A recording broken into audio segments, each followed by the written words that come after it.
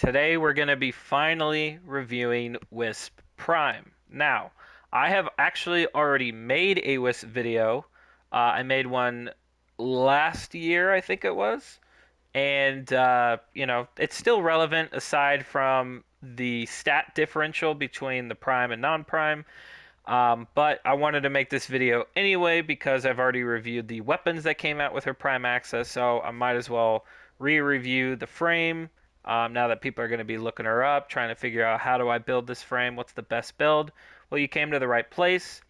This is the end-all be-all builds for Wisp. I would say this is probably the best build that you can run on this frame, and the gameplay will support that. Other than that, let's get into the video. Before we go into the build, I do want to show you kind of what's the difference. So, Wisp Prime has 25 more armor and 25 more shield and zero point zero 0.05 more sprint speed. The sprint speed is actually nice because I actually like to use sprint boost on my Wisp because she is a support frame. She needs to move from place to place down her flowers, support her team. Kind of need to keep up with them, especially if you're going to utilize Eclipse, as you'll see in this build. But there you go. Those are the differences. As far as the Archon Shard situation, I am running 3 reds and 2 oranges. Now, this is Terraforged. Obviously, you don't have to run a Terraforged if you don't have one, but one is parkour, one is casting speed. A little extra casting speed is nice for Wisp, but you don't have to overdo it because her casting speed for her skills are pretty okay for the most part. And then obviously, when you're using Eclipse, you want as much power strength as possible. So this, in part with multi-augmented, you're going to be getting well over 400%, close to, let's do the math, 60, so about 437 overall strength. And if we look to the build here, this is what I'm running. Now, the Wisp Prime actually does come with 3 Formad slots already. So without that, it would be roughly 6. So it's kind of nice that DE included that. Now, I only have to put in 3 because I actually held on to my Umbral Forma from the last stream that they gave one out, which was, I think, a couple weeks ago, maybe a month. And so this is the build I'm running. It's the exact same build that I ran from my last Wisp video. Like I said, if you want to check that out, you can. Pretty much everything's the same. Just doing an update with Wisp Prime. But there you go. I like to use Sprint Boost because, as I said, you want to keep up with your teammates. A lot of people don't really know about this augment mod, Total Eclipse. It gives the Eclipse buff to your allies.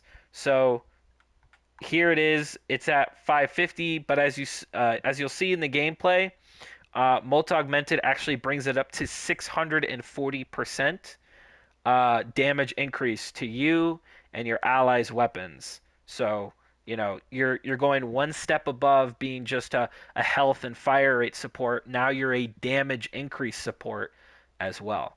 Very, very nice. You become very, very tanky with Arcane Blessing and the Heal Flower, as well as adaptation. As you'll see too, the efficiency is somewhat low. However, because of the Shock Flower and Archon Stretch, you can kind of mitigate that drain, especially since she's not a real heavy caster. You pop your flowers down, you kind of hang out there for a minute, and then obviously pace yourself with the Breach Surge. You don't need to do it too often, and Eclipse has a 32-second active timer, so you should be okay energy-wise. You really don't need that much. You're really focusing more into everything but efficiency, especially strength. You want to pump in as much as you can.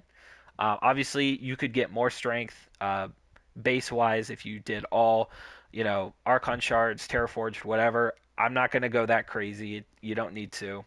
But this is the build. This will take care of you and your team. So let's get into the gameplay now. All right, so we went over the build. How does it look? I've got max stacks of multi-augmented and arcane blessing. So with the haste flower, we reach a total of 85% haste. And for the health, we reach 2780 overall health. Okay, which is pretty good. I'm not going to put down the shock flower because it's not relevant to the stats. But if we bring on our steel path enemies, how do we handle them specifically? So I'm actually also going to activate Eclipse just to show you I'm at 640%. They really don't stand a chance. Once I actually get Primary Merciless rolling here, I will be one-shotting these enemies completely. Matter of fact, I'm actually going to cast this here as well. As you can see, this build is pretty insane. These are Steel Path level 190s. Wisp is not only just a support, but she can be an extreme damage dealer as well. That's why she's one of the best frames in the game. We activate everything. 300,000 damage AoE there. Little known fact, if you start the reload the Archoplasmor and activate your Breach Surge, it will still complete the reload animation even though you are in the Breach Surge animation.